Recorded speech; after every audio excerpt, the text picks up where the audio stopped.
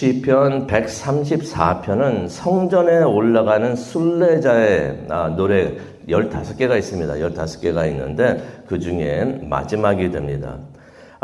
유대에는 세 개의 그 절기가 있는데요. 유월절, 오순절, 초막절이 있습니다. 그런 3대 그 절기가 있을 때 남자 이스라엘 백성들은 반드시 예루살렘 성전에 올라가야 했습니다. 그래서 율법은 남자만 의무였지만은 실제로는 아내와 자녀들도 함께 가는 경우가 많이 있었는데요. 그래서 어저께도 말씀을 드렸지만은 순례자들의 성전에 올라가면서 그런 가족 모임이 되어가지고 함께 올라가는 일이 많이 있었던 것입니다. 이제는 성전을 찾아왔던 백성들이 이제 성전을 떠나서 이제 집으로 돌아가는 때가 되었습니다. 그래서 이제 그들을 위해서 제사장들이 이제 축복의 기도를 해 주는데 그것이 시편 134편이 됩니다. 하나님께서 그 이스라엘 백성들이 가나안에 들어가려고 할 때 하나님께서 모세를 통하여 가지고 아론에게 또한 그 제사장들에게 이렇게 백성들을 축복할 때 이렇게 축복하라 했던 그 축복의 기도 생각나십니까? 유명한 기도죠. 민수기 6장에 나옵니다. 그 내용이 22절부터 26절에 나오는데 이런 내용이 있습니다. 여호와께서 내게 복을 주시고 너를 지키시기를 비노라. 여호와께서 그 얼굴을 내게 비추시고 내게 은혜 베푸시기를 비노라. 여호와께서 그 얼굴을 너를 향해 드시고 내게 평강을 주시기를 비노라라는 말씀이 나옵니다. 여기서 하나님께서 그의 얼굴을 너에게 비추시고 이건 어떤 의미가 있냐면은 하나님께서 너를 바라봤을 때 웃으실 수 있도록 그렇게 하라. 하나님께서 우리를 보실 때 얼굴을 찡그리시면서 쳐다보시면은 그게 복이 될 수가 없어요. 하지만 하나님께서 우리를 보실 때 참 좋다라고서 하나님께서 웃으실 때 그게 우리에게 복이 되는 줄로 믿습니다. 그거를 축복을 하는 것을 우리가 보게 됩니다. 근데 이게 가나안에 들어가기 전에 하나님께서 이렇게 주셨던 그 말씀인데 그렇게 생각해 보면 이렇게도 생각이 됩니다. 민수기 6장의 축복은 성전에 그 백성들이 하나님을 예배하러 들어올 때 거기에 딱 그 사람들에게 줄 수 있는 알맞은 축복의 기도가 되겠다라고 생각이 듭니다. 그렇다면은 시편 134편은 이제 성전을 떠날 때 예배를 드리고 떠나는 사람들에게 줄 수 있는 알맞은 축복의 기도가 되지 않는가 생각이 듭니다. 이제 성전에서 이제 하나님을 예배했던 순례자들이 밤에 다시 성전을 찾아옵니다. 밤에 오는 걸 어떻게 알 수 있습니까? 여기 성경에 1절에 나와 있거든요. 밤에 이렇게 찬양하라라는 말이 있는 거 보니까 이 사람들이 밤에 성전을 찾아온 것 같습니다. 그런데 늦은 시간에도 성전을 지키고 있었던 사람들이 있었던 것이에요. 그래서 시편 저자는 그들을 뭐라고 표현하고 있냐면 1절을 보니까 밤에 여호와의 성전에 서 있는 여호와의 종들이라고 표현을 하고 있습니다. 그들이 누구였냐면은 늦은 밤에도 다음 날의 사역을 위해서 준비하던 하나님의 종들이었던 것이에요. 다음 날 하나님의 사역이 또 이루어져야 되는데 그것을 위해서 늦은 밤에도 수고하면서 그 사역을 준비하고 있었던 사람들인데 그 사람들을 하나님의 종들이라고 표현을 합니다. 이 사람들이 누구였을까요? 제사장들이었죠. 제사장들과 레위인들이었던 것입니다. 그래서 그것을 본 순례자들 다시 말로 하면은 하나님을 예배하는 예배자들이 됩니다. 하나님을 예배하러 왔고 하나님을 예배했던 그리고 이제 집에 돌아가는 그 예배자들이 이런 말을 합니다. 하나님의 모든 종들아 여호와를 송축하라 라고 말을 합니다. 이렇게 말을 하는 것은 제사장들과 레위인들이 하나님을 찬양하지 않았기 때문에 하나님을 찬양하시오라고 말을 하는 것이 아닙니다. 우리가 역대상 9장 33절을 보더라도 레위인들과 제사장들은 밤낮으로 하나님을 찬양했다라는 말씀이 나오는 것이에요. 그들은 그렇게 하나님을 찬양하고 하나님의 사역을 위해서 열심히 수고를 하고 있던 것입니다. 그런데 이제 밤에 성전을 찾아왔던 사람들이 그걸 봅니다. 성전에서 이분들이 사역을 준비하면서 또 하나님을 계속 찬양을 하고 있는 것을 보면서 감동을 얻습니다.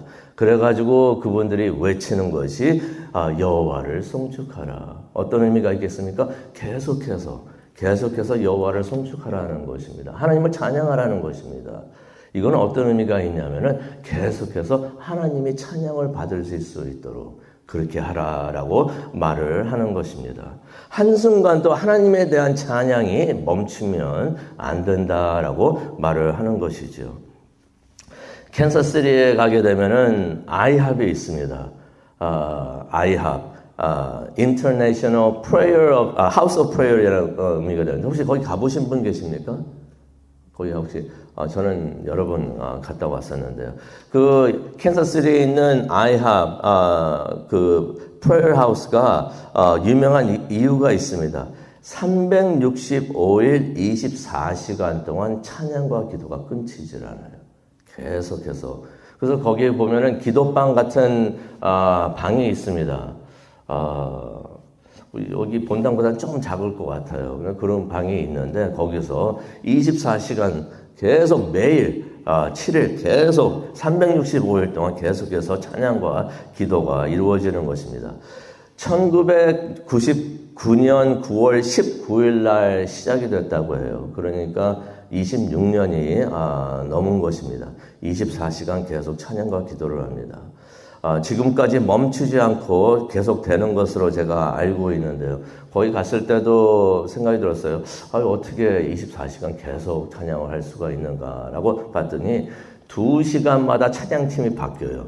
2시간마다 찬양팀이 바뀌면서 새로운 사람들이 들어. 그러니까 또 이게 인간적으로 가능했던 것이에요. 그래가지고 이렇게 찬양을 하는데 누구든지 언제나 기도하고 싶을 때 기도방이 열려 있고 누구나 교회 안에 교회는 아니고 그런 모임 장소가 있는데 그 안에 들어오게 되고 그러면은 찬양하는 찬양팀이 있고 찬양이 계속 이루어지고 있는 것이 기도가 계속 이루어지고 그래서 아무 때나 들어와서 아무나 들어와서 하나님께 기도하고 그러다가 또 나가야 하는 시간이 되면 또 혼자 그냥 나가면 되는 그러한 모임이 있던 것입니다.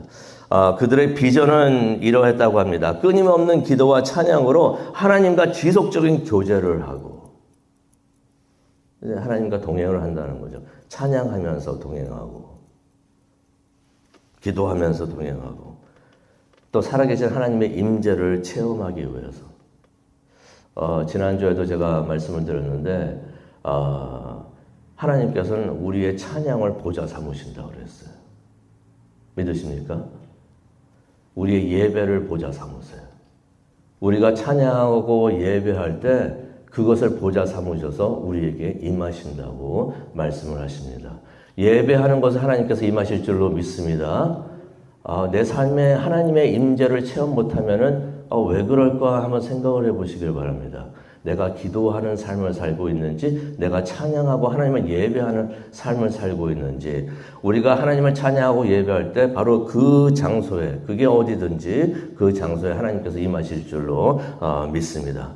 그래서 그 하나님의 찬양과 기도를 하면서 하나님의 임재를 체험하기 위해서 그렇게 24시간 찬양하고 기도하는 그러한 모임을 시작을 했다고 합니다. 그래서 그들의 바람은 뭐였냐면 기도와 찬양으로서 온 세상을 덮는다라는 그러한 신념을 가지고 그렇게 시작을 했다고 합니다. 근데 그러면은 이제 그런 생각이 들 수가 있어요. 이런 질문들 솔직히 수요일 저녁에 그 성경 공부할 때 우리가 보통 때는 이야기하지 않는 질문들이 많이 나오는데 이런 질문도 할 수가 있습니다. 그렇게 계속해서 기도를 하면은 매일 24시간 기도와 찬양을 하는데 하나님은 주무시지도 않으시는가? 하나님도 밤에는 쉬셔야 하지 않을까라는 생각이 들 수도 있습니다. 밤에도 찬양을 하면은 듣고 있는 하나님 피곤하지 않으실까라고 생각이 들 수가 있습니다. 그런데 우리 하나님은 시편 121편 4절을 통해서도 우리가 볼 수 있는데 우리 하나님은 졸지도 않으시고 주무시지도 않으신다라는 말씀이 있습니다. 왜 하나님은 안 주무시나 라고 생각할 수가 있는데 5절에 나오죠. 여호와는 너를 지키시는 이시라. 아멘. 항상 깨어 있으시는데 깨어 있으시는 이유가 우리를 지켜보호해 주시기 위해서 그렇게 하고 계신다는 것을 우리가 보게 됩니다. 그래서 6절에 시편 121편 6절에 보면 그런 말씀이 있죠. 낮에 해도 너를 해치지 못하고 밤의 달도 너를 해치지 못할 것이다. 우리가 무사히 잠을 잘 자고 또 무사히 하루를 보낼 수 있었던 거 내가 잘해서 그랬던 게 아니에요. 그 운도 아닙니다. 하나님이십니다. 하나님께서 우리를 지켜 보호해 주시기 때문에 그렇게 된 줄로 믿습니다. 그래서 이거 믿으시기 바랍니다. 이거 믿으시면요, 밤에 잠을 잘 수가 있어요. 이거 못 믿으면은 불안해요. 내가 자는 동안에 안 좋은 일이 일어나면 어떡하나. 그거 걱정하다가 잠을 못 자는데, 하나님이 주무시지도 않으시면서 깨어 계신다는 거. 이거 그냥 머리로만 생각하는 게 아니라 마음으로 우리가 이것을 믿으면은 우리가 편안하게 잠을 잘 수 있는 줄로 믿습니다. 하나님이 다 모든 걸 주관하고 계시고 내가 자고 있더라도 하나님께서 나를 지켜 보호해 주시는데 우리가 하나님께서 그렇게 평안을 주시는 거 믿으시고 잠을 자실 때도 편안한 잠을 주무시기를 바랍니다. 우리가 잠을 자다가도 한밤중에 깨어날 때가 있어요. 그때도 하나님은 어디 딴 데 가 계시지 않으시고 바로 우리 곁에 계시면서 우리를 지키시는 줄로 믿습니다. 제가 가끔 새벽, 그것도 한 3시쯤에, 갑자기 깨어날 때가 있어요. 저는, 이때 몰랐었는데, 한 20년 전이었나, 제가 누구한테 배웠어요. 어떤 분이, 누군지는 기억이 안 나는데, 어떤 목사님이셨던 것 같아요. 제가 좋아하는 목사님 중에 한 분이었던 것 같은데, 하나님께서 새벽 3시에 깨워주시는 거. 근데 이름 저만 그런 줄 알았더니 꼭 그런 분들이 많이 계세요. 새벽 3시쯤에 깨워주신다. 그렇게 고백하는 사람들이 많이 계세요. 맨 처음에 몰랐는데, 깨어나면서 마음속에 그런 마음이 듭니다. 기도해야겠다. 성경 읽어야 되겠다. 이거 어떤 의미가 있냐면요. 혹시 그렇게 하나님께서 깨워주시면은, 이거 잠 못 자서 어떡하나. 그렇게 생각하지 마시고, 지금도 주무시지 않으시고 내 곁에 계시는 하나님께서 나를 깨워주시는구나. 기도하자라는 마음 생기고 성경 말씀 읽어야 되는 마음 생기는 거, 이거 사탄이 할 수 있는 것도 아니고 나 자신도 그런 말을 못합니다. 성령님께서 말씀해 주시는 줄로 믿습니다. 그런 말씀이, 그런 생각이 들고 느낌이 들 때 기도방에 들어가시길 바랍니다. 그것이 클로젯이 되시든지 거실이 되시든지 키친이 되시든지 기도방에 들어가셔가지고 무릎 꿇고 기도하시기 바랍니다. 하나님 깨워주셨는데 제가 여기 있습니다. 이제 말씀하시옵소서. 그리고 말씀을 기다리고 말씀을 묵상할 때 또 말씀을 읽을 때 하나님께서 말씀을 해 주실 줄로 믿습니다. 하나님을 잘 만날 수 있는 좋은 방법이 됩니다. 새벽 3시에 일어나도 하나님은 우리 바로 곁에 계세요. 아멘? 네, 우리 항상 지켜 보호해 주시는 줄로 믿습니다.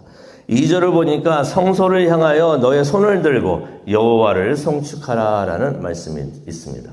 하나님을 찬양하는데 손을 들고 하라는 것이에요. 손을 들고 하나님께 찬양하라. 이건 어떤 의미가 있냐면은 하나님을 찬양하는데 손을 들고 한다는 것은 하나님을 의지하면서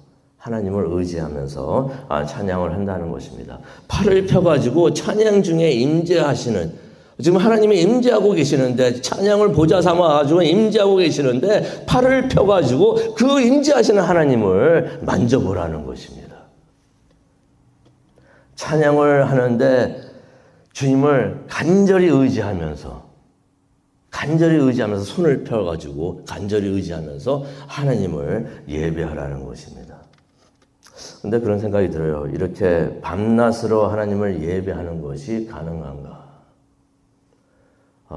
예배가 1시간 조금 지나가도 좀 길어집니다라고 말할 수도 있는데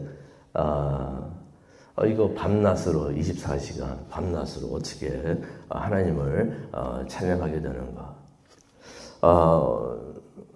주님은 주무시지 않는다고 말씀하셨지만 우리는 자야 되는데 자지 않으면 큰일 나는데 끊임없이 하나님을 찬양한다는 것이 가능한 일인가? 계속 우리가 찬양을 해야 되는 것은 하나님께서 계속해서 찬양을 받으셔야 되는 일인데 그 이유 때문인데 이것이 가능한 일인가? 24시간 동안 계속 찬양을 할 수 있는 것이 가능한 일인가? 한번 생각을 해봅니다. 그런데 누가복음 13장 29절을 보면요. 이런 말씀이 있습니다. 사람들이 동서남북 사방에서 와서 하나님 나라의 잔치자리에 앉을 것이다 라는 말씀이 나옵니다. 이 말은 무슨 말이냐면은 하나님을 예배하는 하나님의 사람들이 동서남북 온 세상에 다 퍼져 있다는 것입니다. 그러면은 어떤 의미가 되겠습니까? 우리가 이곳에서 늦은 시간이 돼서 잠을 자더라도 지구 건너편에서는 깨어있는 사람들이 있어서 하나님을 찬양을 하게 된다는 것입니다. 그러니 우리가 그래서 그렇기 때문에 온 세상에서 하나님의 사람들이 퍼져 있으면서 24시간 우리는 자더라도 깨어있는 사람들이 있는 것이에요. 또 그들이 잘 때 우리는 깨어가지고 하나님을 찬양하게 되는 줄로 믿습니다.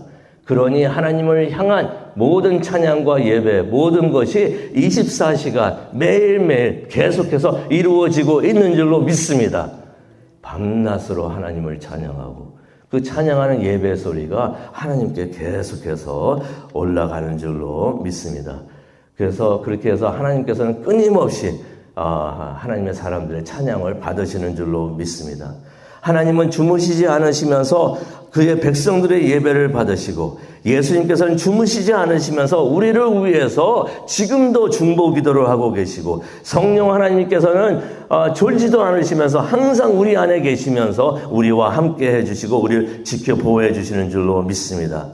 그래서 우리가 손을 들고 하나님을 찾으면서 간절히 예배하고 기도할 때 하나님께서는 언제든지 그 기도 들으시고 응답해 주시는 줄로 믿습니다.